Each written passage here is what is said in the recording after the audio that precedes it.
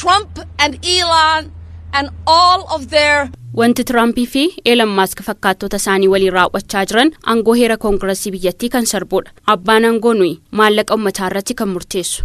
Akkamiin akka hojiirra oolu hordofuun kan irra jiru immoo abbaa qaba. And it's the executive's power to make sure that that money gets to where it needs to get. Sagaleen dhageessanii kun miseensa seeneetii dhalatoo Soomaaliyaa fi lammii Ameerikaa Eelaan Omar murtee bulchiinsa Tiraamp dhaabbata gargaarsa Ameerikaa guddicha USAID jedhamu irratti dabarsan irratti ibsa mormii jila isaanii waliin ta'uun dabarsanii keessaati. Har'a USAIDtti baay'ee gaddeera. Harri Ameerikaa fi uummata Ameerikaatiif guyyaa gaddaa guddaadha kan jedhani Eelaan Omar biliyoonota akka Elon Musk dhimma uummataa hin qabaanne murteen darbaa jiru. Heera biyyittii jeeqee jiran kaasanii. Haasaan Eelaan Omar miidiyaatti achi ba'uun kaasanii kanaan hin dhaabbanne. I lived in a refugee camp for 4 years as a child surviving civil war. Akka daa'ima waraana baqatee dhufe tokkotti da'oo buqqaatotaa keessa waggaa 4 jiraadheera. Gidiraa yeroo sana keessa anaaf maatiin kiyya akka bayyaannannu kan nu taasise dhaabbata USAID. Dhaabbanni kun dhaabbata uummanni addunyaa hedduun abdatuu fi biyya keenyaafis dhaabbata barbaachisuudha. It is the resources that so many people around the world rely on. Murteen Doonaald Tiraamp dhaabbata gargaarsa USAID irratti dabarsanii dhukkubsattoota hedduu dawaa dhabsiisee jira. Namoota deeggarsa nyaataa barbaadanii agabuutti hambisee harka qalleeyyii dawoo barbaadanii dawoo malee hambise. Waliigalaan miiliyoonota deeggarsa dhaabbatichaa eeganii abdii malee hambisee jedha. Odeeffannoon miidiyaalee idil addunyaa walharkaa fuudhuun gabaasaa jirani. Kabajamtoota dhaggeeffattoota keenya qophiin xiyyeeffannoo biyya alaa keenya torbee kana muddama siyaasa bulchiinsa Doonaald Tiraamp Ameerikaatti mul'achaa jiru ka'umsa taasifachuun jalqabee jira. Guyyaama kakuudhaan aangoo pirezidaantummaa qabatanitti murteewwan 200 galgala tokkotti mallatteessanii buluun dhimma marii hawaasa idil addunyaa ta'uun kan itti fufan Doonaald J. Tiraamp bara aangoo isaanii torbee 2 qabachaa jiraniin ammas murteewwan falmisiisoo murteessuutti fufanii jiru. Murteen dhaabbata deeggarsa namoomaa Ameerikaa USAID irratti dabarsanii biddeen namoota hedduu cufuu danda'a. Murteen taarifaa biyyoota michuu fi masaanuu isaanii akka Chaayinaa fi biyyoota miseensa BRICS Plus dabalate gamtaa Awurooppaa irratti dabarsanii waraana daldala addunyaa uumuu danda'an sodaatamaa jira. Kanaan addunyaan keenya osoo ajaa'ibsiifatee hin xumuriin Gaazaa hamma diigamtuutti eeganii of harkan galchaan jechaa jiraachuun isaanii duguugga sanyii Gaazaatti raawwatame akka deeggaruutti jalaa fudhatamaa jira. Ofii murtoowwan bulchiinsi Doonaald Tiraamp dabarsaa jiranii dinagdee addunyaaf Ameerikaa siyaasa Ameerikaa fi addunyaa hunda caalaa imaammata alaa Ameerikaa hamma miidhuu danda'an ni jedhu. Gaaffii namoota hedduu ta'eeraati balballoomii kana xiinxala hayyootaa fi giddugaloota xiinxalaa fi qorannoo addunyaa waliin isin biraan geenya. Abbaan dabaree qophichaa mo'anii Yirnaqaachoo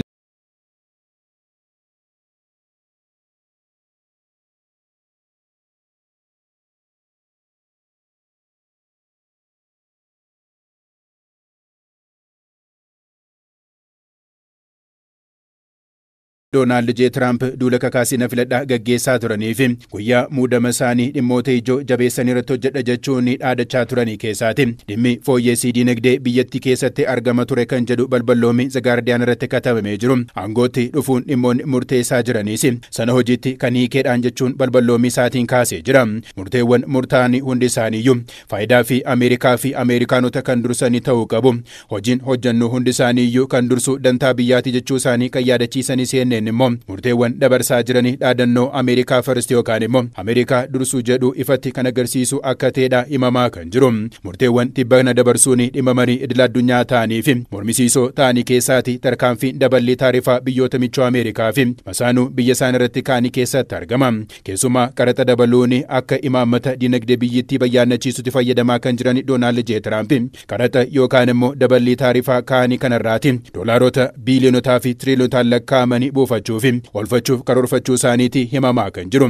Jalqabumarraati hir'ina yookaan madaala dhabuu daldala isaan trade deficit jedhanii hir'isuu fi imaammata faallaa sanaan hir'ina isaa guutuu taasisuu fi imaammata bajata haaraa beeksisanii jiru. Dabalataanis ashuuraa yookaan immoo qaraxa dabalataa fi tajaajiloota galii keessaa dabalanii beeksisuu akka tooftaatti fayyadamaa jiru jedha CNN gabaasasaa kanaani. Daballi taarifaa yookaan immoo ashuuraa kanaanis waggoottan itti aananitti doolaara tiriliyoona 8 buufachuuf yookaan immoo olfachuuf karoorfatanii hojjechaa jira jiraachuu isaaniiti miidiyaaleen ol harkaa fuudhuun gabaasaa kan jiran. Keessumaa daballiin qaraxaa yookaan ashuuraa meeshaalee Kanaadaa, Meeksikoo fi Chaayinaa irraatii gara Ameerikaa seenan irratti ka'anii dhimma marii ta'e ituu jiru gamtaa Awurooppaa fi Yuunaayitid Kingdom irratti taarifa dabalataa kaa'uuf jechuun akeekkachiisuun isaanii gamticha kan eekamsiise deebiin haaloo gamticha irraatii kennamuus akka eegamu kan taasise ture.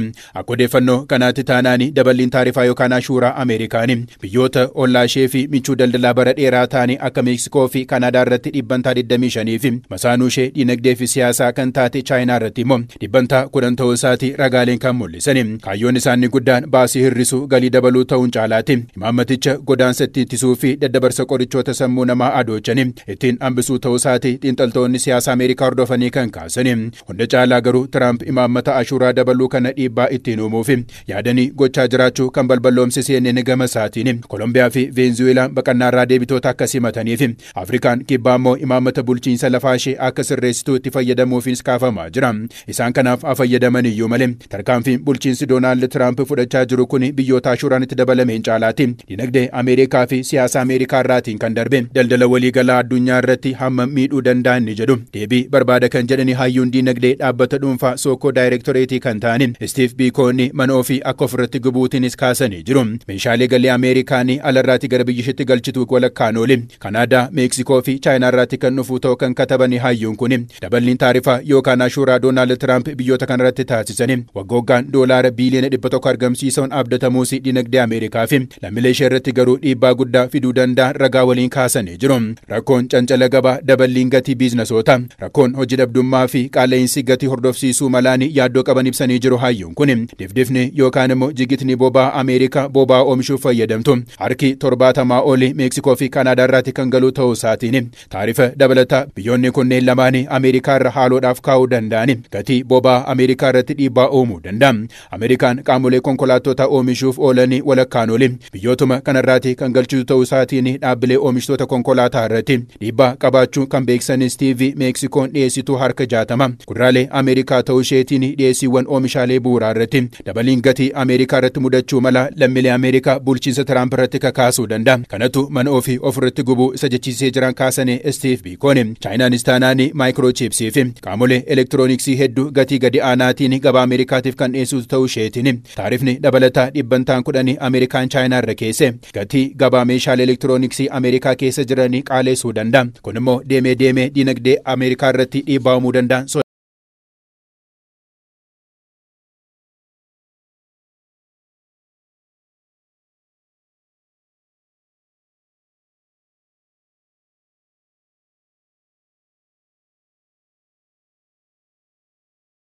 Doonaald J. Tiraamp gara aangootti osoo dhufiin dura yeroo duula kakaasii gaggeessaa turan irraatii kaase dhaadachaa turani keessaati biyyoota miseensa BRICS Plus doolaara Ameerikaa irratti dhiibbaa uumuuf yoo yaadanii daballiin ashuuraa dabalata dhibbantaan 100 kan isaanii guuta'u himaa turanii jiru miidiyaaleen kunneen kunis murtoo Tiraamp irra deebiitiin ilaaluu qabaniif imaammata yeroo isaa hin eeggannee fi sirrii hin taanedha kan jedhan Inistituutii Dinagdee Piitersanitti qorataa kan ta'an Meerii Laavliin namichi Ameerikaa waltajjii addunyaa fi olaantummaa dinagdee addunyaa jirtu irraati gadi buusu waa yaadanii fakkaataan qeeqanii jiru. Yaadni hayyuu kanaaniin dhaabbanne kan jedhu CNN durumaayyuu siyaasaa fi hariiroo alaa addunyaan keenya BRICSiin hordofee uumamaa jiru biyyoonni addunyaa keenya yeroo garee biraatti michummaatiif siiqaa jiranitti murtee kana murteessuun isaanii miidhaan isaa amma mul'achuu baatus deemsa keessa garuu dhiibbaa hagana hin jedhamne Ameerikaa irratti hordofsiisuu danda'an kaasanii jiru. Pireezidaant Tiraamp yeroo pireezidaantii Ameerikaa 45ffaa turanittis haa ta'u amma imaammata dinagdee fi daldala dhaabbataa hin taaneef tilmaamuuf nama rakkisu hordofuun beekamu kan jedhani Meerii Laavliin biyya faallaa doolaara Ameerikaa deemuu kamiyyuu irratti daballee taarifa dhibbantaa 100 dabaluuf akeekkachiisuun isaanii sodaachisuuf immoo akeekkachiisa Ameerikaan ittiin beekamtuuf akka tooftaa doorsisaatti fayyadamu jechuun kan isaan gaafatan. Odeeffannoon dhaabbata liqaa addunyaa IMF irraatii ba'e akka mul'isuutti taanaan doolaarri maallaqa wal jijjiirraa gabaa addunyaa fi madaala kuufama maallaqaa biyyootaa ta'uun dhibbantaa 58 qabachuun itti fufee jira. Kun immoo Ameerikaan daldala addunyaa irratti olaantummaan akka dhaabbattu taasisee qoqqobbiif akka itti fayyadamtu yaa'insa faayinaansii fi imaamata dinagdee fi faayinaansii biyyoota addunyaa irratti dhiibbaa ittiin akka uumtu ishee taasisee jira. Haa ta'uyyuu malee dhalachuun garee BRICS Palaasi olaantummaa doolaara kana balaarra buusee jira kan jedhani bulchiinsa pireezidaanti George W. Bush duraaniiti. Ogeessa daldalaa fi Yuunivarsiitii George Mansonitti immoo qorataa dhimmoota dinagdee kan ta'ani Kiristiin Daani'eel masaanummaa Chaayinaa, Raashiyaa fi Indiyaa Ameerikaa waliin qabaniini daldalli doolaara Ameerikaatiin waliin daldaluu keessaati booni maallaqa waliiniitiin waliin daldaluuf socho'aa jiruudha kan isaan kaasani. Haala dateeni deemsa keessa maallaqa waloo dhiibbaa doolaara keessaati baasuuf sochiin taasisanii waggoota 5 darbanii qofaatti daldalli biyyoota doolaara alaan taasifamu 30% oli akka dabalu isa taasisee jira kan jedhani Kiristiin Daani'eel haala adda ta'een erga Ameerikaa waraana Yuukireenii wajjin wal qabate Raashiyaa qoqqoobdeetii fedhiin dhiibbaa doolaara keessaati bahu dabalaa dhufee jiraanis kaasanii jiru. Kun immoo deemsa Chaayinaan biyyoota hedduu waliin maallaqa ishee fi maallaqa biyyoota michuu isheetiin wal daldaluu itti dabalame doolaara hojiitiin ala taasisuu mala jedhamaa jira.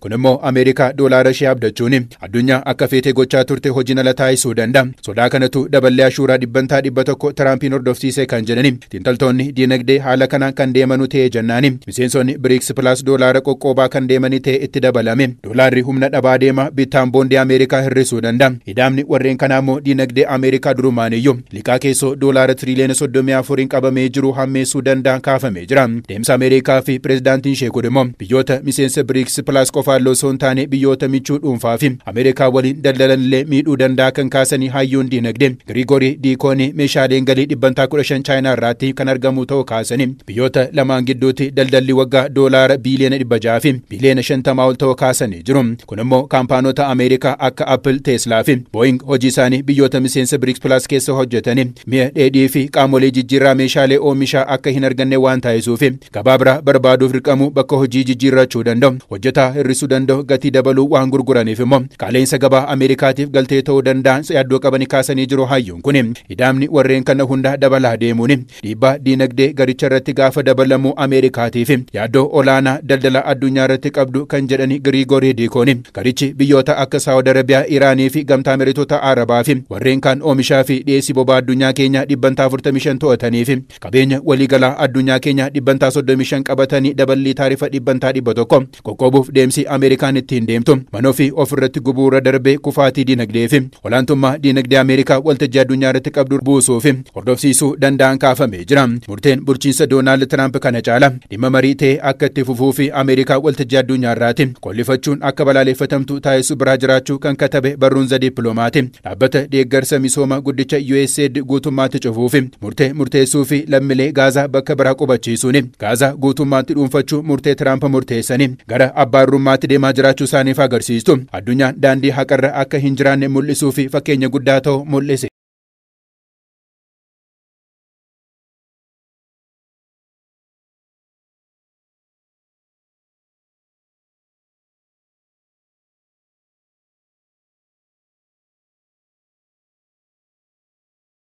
Keenya deeggarsa namoomaa beekamanii fi hojii lubbuu baraaruu irratti bobba'anii jiranii keessa jalqaba irratti kan himamuu fi dhaabbanni deeggarsa misoomaa Ameerikaa USAID 1961 keessa koongirensii biyyattiitiin hundeeffamuuti himamaa fi yeroo sanarraatii kaase qorichoota lubbuu baraaranii nyaata bishaan dhugaatii qulqulluu deeggarsa qonnaan bultoota hojiilee dubartootaa fi daa'imman irratti hunda caalaa garuu nagaa fi tasgabbii addunyaa irratti hojjechaa ture jedha gabaasni bal'aa BBC fi CNN qabatee waggoottan kurnan hedduutii fi hojiilee hedduu addunyaa irratti hojjechuun deeggarsa namoomaa addunyaa deeggaruun gahee 142 kan qabate ta'us bajeta mootummaa federaalaa Ameerikaa keessaa garuu baasii 100 hin guunneedha kan kaafamaa jiru. Dhiibbaan inni ittiin uumu garuu guddaadha kan jedhani hayyoonni maqaa deeggarsa namoomaatiin hojiin tarsiimoo alaasii ittiin gaggeeffamaanis kaasanii jiru. Dhufaatii Doonaald Tiraampii fi michuu isaanii biiliyoonera addunyaa keenya Elon Musk booddee garuu dhaabbanni deeggarsa namoomaa kun baasii bajeta mootummaa hir'isuu maqaa jedhuun dhaabbaticha akka cufamu ajajni biyyoota dureessa ta'anii harka qalleeyyiin harka dhaabbatichaa eeggatanii akka naasiseedha kaafamaa kan jiru. Keessumaa hojiileen deeggarsa namoomaa USAID bishaan dhugaatii irratti hojjetu hojii bakka bu'ummaan qabaanidha kan jedhani Yuunivarsiitii Koolaraadootti Piroofeesara Injinariingii eegumsa naannoo Eevaan Toomaasii biyyoota addunyaa keenya rakkoo bishaan dhugaatii qulqulluu rakkachaa jiranii keessa Joordaan, Dimokiraatika Rippaabilika Koongoo, Itoophiyaa, Indiyaa fi warreen kaan keessatti dhiibbaa uumee jiran kaasanii jiru. Ragaalee lakkoofsaa kana caalaa hammeenya murtee Tiraamp nutti mul'isa kan jedhani Piroofeesar Toomaasii tilmaamaan addunyaa keenya irratti namoonni biiliyoona 4 14 ta'anii dhiyeessii bishaan dhugaatii qulqulluu hin argatanidha kan jedhu. Deeggarsa dhaabuun dhaabbaticha kanaa immoo kana hunda miidhee jiraan kaasanii hayyoon kun Sudaanitti namoonni hedduun rakkoo nyaataatiif saaxilamanii jiru. Keeniyaanis sababa gogiinsaatiin lammiilee ishee hedduu sooruuf USAID'n eegaate kan isheen jirtu. Biyyoonni kibba Ameerikaa rakkoo walxaxaa deeggarsa guddaa barbaadaniinis saaxilamanii jiru. Yuukireenii kaasee hamma Barbaadositti Kolombiyaarraatii hanga giddu galeessaattis taanaan nyaatni bishaanii fi qorichoonni dhibamuun lubbuu darbuu fi qarqara boollaarra jirtuu fi sodaa guddaa itti ta'ee jira. Idaamni warreen kana hundaa immoo hojiilee deeggarsa namoomaa addunyaa irratti dhiibbaa guddaa uumee jira kan jedhani Yuunivarsiitii Seewulitti qorataan dhimmoota hawaasummaa Piroofeesar Joon Daalaariin imaammata alaa Ameerikaa irratti dhiibbaa guddaa uumee jiran kaasanii jiru. Keessumaa Ameerikaan dhaabbata USAID kana fayyadamuun isaan soft power jedhaniin dhiibbaa ittiin uumte ittiin basaastii imaammata ishee ittiin raawwachiisti jedhanii jiru. Faayidaa yeroo gabaabaa baasii qusachuu galii dabaluu ilaalanii malee miidhaa yeroo dheeraa waan ilaalanii hin fakkaatanis kaasanii jiru. Bakka buutuun seeneetii Ameerikaa fi dhalattuun Soomaaliyaa Eelaan Omar murtee Tiraamp ibsa kennanii turaniin USAID dhaabbata deeggarsa qofaan osoo hin taane dhaabbata guddaa gara laafummaan Ameerikaanotaa ittiin mul'atuu fi hojiin hariiroo alaa ittiin raawwatamuudhaan jedhanii turan. Kanaafuu murteen Tiraampii fi dureessichi lammii Ameerikaa fi simboo Ameerikaatiif dhimma hin qabaanne Eelan Maask fudhatanii kana nu dhabsiisuu mala kuni maraachuudha gibira uummataa irrattis akka qoosuutinis kaasani. Oftentimes people interact with our country through the military. That does not create love for us. Namoonni biyya keenya yoo yaadan waraana keenya yaadu. Sun jaalala nuuf hin argamsiisne. Nama sin baraarre. Addunyaan gaafa dhaabbata namummaa Ameerikaa yaadan gaarummaa Ameerikaanotaa yaadatu. Riqicha cabee yoo suphinu warreen daawaa dhabaniif daawaa gaafa dhiyeessine dhukkuba irraa olchinu namoota sababa nyaataan yoo godaananii fi USAID gaafa isaan dhaqqabu Ameerikaanotaatiif ilaalcha gaarii uuma. When people are fleeing and they need just a little bit of food and USAID is there to provide that creates goodwill for the American people. Ministeerri dhimma alaa Ameerikaa haaraa Maarko Rubioon murtee Tiraampii fi bulchiinsa isaanii USAID irratti dabarsanii fi nageenyaa fi dantaa Ameerikaa irratti dhiibbaa hin uumuu jedhame gaaffii gaazexeessitoota keefi ibsa yeroo kennaniitti hojiileen karaa USAIDtiin hojjetamanii hedduun jiru. Hojiilee sunneen ammallee karaa dhaabbatichaatiin hojjetamuu isaanii kan itti ufanii toora kan kaasanii hojiileen kunneen maal akka ta'anii osoo hin eerin. Pireezidaantiin Oxfam Ameerikaa Abbaas Maaksimaanii hojiilee USAIDtiin hojjetamuu dhaabuun bu'aalee aarsaa fi ifaajee guddaadhaan waggoota darbanii keessatti argamanii duubatti deebisuun caalaatti qabsoo hiyyummaa balleessuu fi deeggarsa namoomaa jalqabame kan miidhuu fi rakkoo deebisuuf nama rakkisuu hordofsiisuu mala gamanumaa sodaa qabanii ibsa.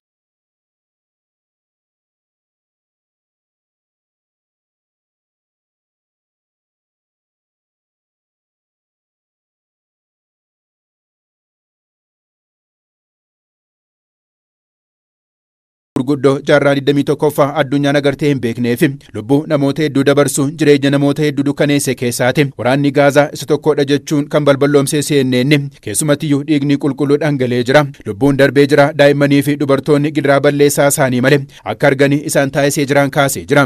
Ta'us garuu yaalii dhukaasa dhaabuu marsaa lamaa ol booddee waliigalteen dhukaasa dhaabuu guyyoota 50 keessatti raawwatamu haga tokko aara galfii lammiilee Gaazaa ta'ee jiran kaafamee jira. Kana hordofuun hojii roolmaasaa fi Hamaas irratti argamee fi michuu isaanii waliin gammaduu fi gara Ameerikaatti kan imalan ministeerri muummee Israa'el Beniyaamin Netanyahuun hoogganaa biyya addunyaa keenyaa hojii jalqabuu Tiraampiin booddee daawwannaa hojiitiif masaraa White Houseen galanii nama jalqabaa ta'anii jiru. Netanyahuun nama jalqabaa ta'uun caalaatti garuu haasaan Doonaald Tiraamp marii isaaniin booddee taasisanii garuu addunyaa guutuu kan mufachiise ture. Tiraamp akkas jedhanii turan. Hamaas humna dhabee jira. Dadhabuusi Gaazaan garuu diigamuu isheetiin Gaazaa bakka ishee duriitti deebisnee ni ijaarraan kaasanii. Yaadichi yaada gaarii ta'us garuu yaadni ittaane Tiraamp kaasanii kan jalqabaa kan deeggaruu hin turre. Itti fufuun akkas jedhanii Doonaald Tiraamp lammiilee Gaazaa bakkicharraatii kaasuun Yordaanosii fi Gibxi yookaan immoo Masriitti geessina. Gaazaan harka Ameerikaa galte misoomaaf ni barbaanna jedhani. Battaluma kana jedhanitti duubdeebiin hawaasa addunyaa irraatti tiroobe salphaa hin turre. Dhimmicha irratti deebii hatattamaa kan kenne gareen milishaa Hamaas murtee pireezidaant Tiraamp fudhatanii murtee namummaa hin guutamneef Ameerikaa ishee sirrii agarsiise. Rakkoo baagiddu galeessaa irratti boba'aa biraa kan firfirsee fi lammiilee Gaazaa fi Filisxeemota fudhatama kan hin qabaanne ta'uun kaasee jira. Balaaleffannaan wixinee lafa Gaazaa humnaan fudhachuu Doonaald Tiraamp dheekkamsa hordofsiise. Kana qofaa hin turree jedha BBC'n balballoomii isaatiin. Wixineen Tiraamp lammiilee Gaazaa miiliyoona 2 qeerraatti buqqisuun lafa isaanii dhuunfachuu fi ifoomsanii dhuguuga sanyii Israa'el raawwatteerraati. Adda miti kan jedhani seenaatara dimokiraatota Meerilaand Chris Van Hollandin Iraaniif rasaasa akka kennuu fi michuuwwan keenya biyyoota Arabaa biroo akka tuuffachuutiinis kaasanii jiru. Wixineen Doonaald J. Tiraamp lammiilee Gaazaa miliyoona 2 qeerraatti buqqisuu lafa isaanii dhuunfachuuf ifoomsanii duguuga sanyii Israa'el raawwatte irraati adda miti kan jedhani seenaatarii dimokiraatota Ameerikaa fi Meeriilaand kan ta'anii Kiriis Vaani gama isaaniitiin Iraaniif rasaasa akka kennuuf michuuwwan keenya biyyoota Arabaa biroo akka mufachiisuu fi akka tuffachuutiin kaasani. Kanaafuu ifaajee abbaa biyyummaa lama Ameerikaan furmaata dhimma West Baankii fi lafa Israa'el waliin Filisxeem waliin wallalaa jirtuu fi akka falaatti ta'aa jiru kan duubatti deebisu ta'uu isaatiin manni maree biyyittii ejjennootti qabachuu qabaa jedhanii jiru. Yaada Tiwiitara duraanii fi X irratti katabanii jiraniin manni maree hariiroo dhimmoota Islaamummaa Ameerikaa dhimmicha ilaalchisee ibsa baaseen Gaazaan kan Filisxeemotaati malee kan Ameerikaas haa ta'u kan Tiraamp miti. Murteemti Doonaald Tiraamp lammiilee Gaazaa dachee isaan irratti buqqisuuf dabarsanii hojiirra oolallee jannaani sarara diimaa sarbama mirga namoomaa addunyaa hordofsiisa hunda caala yakki farra namoomaa kun immoo qaxanaa ba'a giddu galeessaatti waraana dhuma hin qabaanne kaasuun naannicha balleessuu danda'an kaasanii jiru. Deemsi Tiraamp kun deemsa duguuga sanyii irraa adda hin baaneedhaan ilaalama kan jedhani miseensi koongirensii Ameerikaa Rashiida Taaliibii wixineen Tiraamp kun alseerummaa lammiilee Gaazaa bakka isaan irratti buqqisuuf qubsuma alseerummaa Ameerikaa seera addunyaa fi konvenshiinoota addunyaa hedduu kan cabsuudhaan kaasanii jiru. Miseensota koongirensii Ameerikaa irraati amma seenaataroota bulchiinsotaatti Jarmanii hanga Masriitti biyyoota michuu Ameerikaa hedduu deemsa Tiraamp kana mormuun faallaa dhaabbatanii jiru. Murtee jaarraa 21ffaa hin madaallee fi waraana ba'a giddu galeessaa keessa deemaa jiru kana babal'isuu ta'uu danda'a gamanuma sodaa qabanii kaasuu irratti argamu.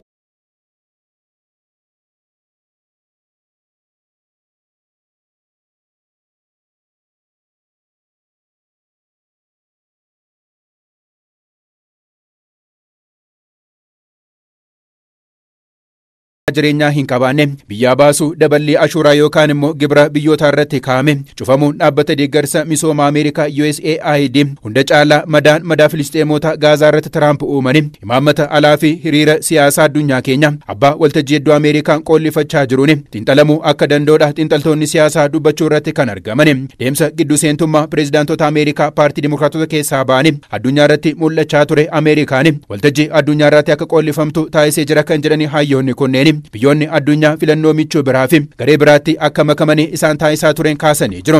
Tarkaanfiin Tiraamp ammaa immoo keessumaa irra deebiitiin hin ilaalamu taanaan Ameerikaan gara kufaatiitti kan geessuu fi biyyoonni deemsa kanaan mufachuun gara garee masaanuuwwan Ameerikaa akka Raashaa fi Chaayinaatti akka makanii fi ija shakkiitiin akka ilaalanii isaan taasisuu mala jechuun irratti kan isaan argaman. Hidhaamni warreen kana hundaa immoo dhiibbaa'umtummaa Ameerikaa waltajjii addunyaa irratti gama diinagdee fi siyaasaatiin qabdu Chaayinaa fi Raashaa dabalate Indiyaatiin akka jalaa fudhatamu taasisuu danda'a. Kanaaf immoo deemsa Afrikaa Raashaa fi Chaayinaan harka galuun Ameerikaa jalaa baate kan yaadachiisanii hayyoonni kunneen humni garee BRICS fi gareewwan kaanii gituma babal'achaa deemeen Ameerikaa waan hedduu dhabsiisuu danda'a. Ejjennoo dhaabbataa hin taanee fi Tiraamp ittiin beekamanii ejjennoo isaanii kun eessaan isaan geessan jedhu hin baramne jedhamaa jira. Tarii dhiibbaa uummata isaanii fi paartii isaaniitiinis deebi'u malu. Yaada isaanis kaasuu danda'uun gamanumaa yaadamaa jira. Ammarra ta'anii sana tilmaamuun nama rakkisa kan jedhanii xiinxaltoonni siyaasa Ameerikaa dhiyeenyaan hordofanii Doonaald J. Tiraamp murteessaniin dhimma marii taa'aa biyya isaaniis taanaan waltajjii addunyaa irratti fageessaatti fufumoo ofii waliin isaa ta'u biyyoota irree isaanii itti jabeessanii waliin araaramuun yeroon kan deebisu ta'a. Kabajamtoota dhaggeeffattoota keenya murteewwan falmisiisoo bulchiinsa Tiraamp tibbanaa irratti qophiin xiyyeeffannoo balbaloomiitiin isin biraan geenye kan agiyoonaatti dhaggeeffatanii fakkaatu ture. Qopheessaan qophichaa Yennaqaachoo Alamaariyaamiin ture.